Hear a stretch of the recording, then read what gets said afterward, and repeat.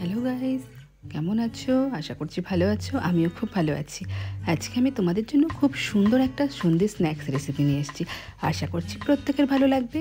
সন্ধ্যেবেলায় তো অনেকেই চা কফি পছন্দ করো, চায়ের সাথে বা কফির সাথে জাস্ট জমে যাবে।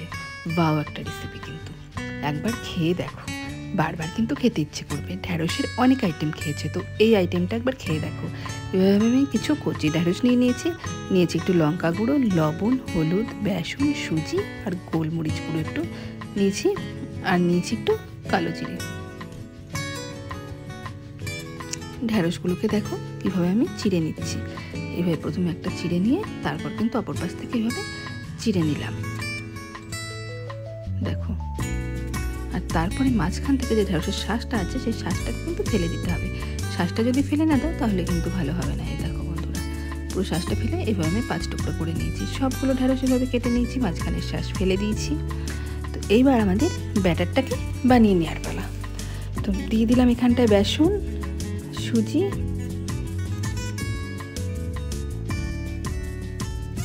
আস্তে আস্তে সব কিছুই দিয়ে দিলাম। হলুদ, লবণ, লঙ্কা গুঁড়ো, কালো জিরে সব কিছু দিয়ে দিলাম।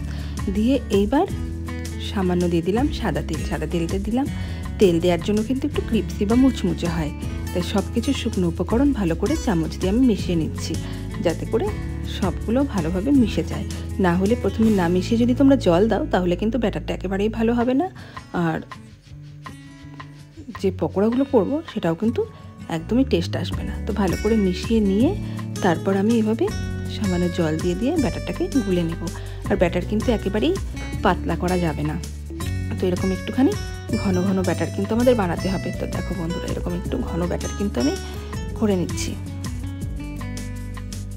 এইভাবে করে ঢ্যাঁড়সটাকে চেপে চেপে চুবিয়ে নিতে হবে, তারপর তেলে ছাড়তে হবে।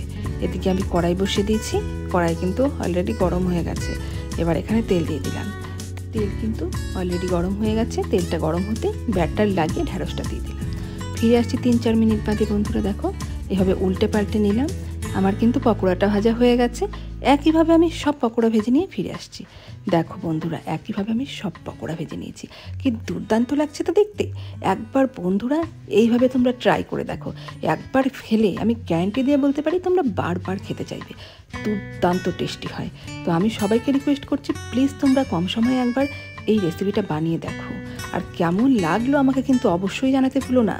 কমেন্ট করে জানিয়ে দিও, আর বেশি করে আমার চ্যানেলকে শেয়ার করে দিও, সাবস্ক্রাইব করো। ধন্যবাদ।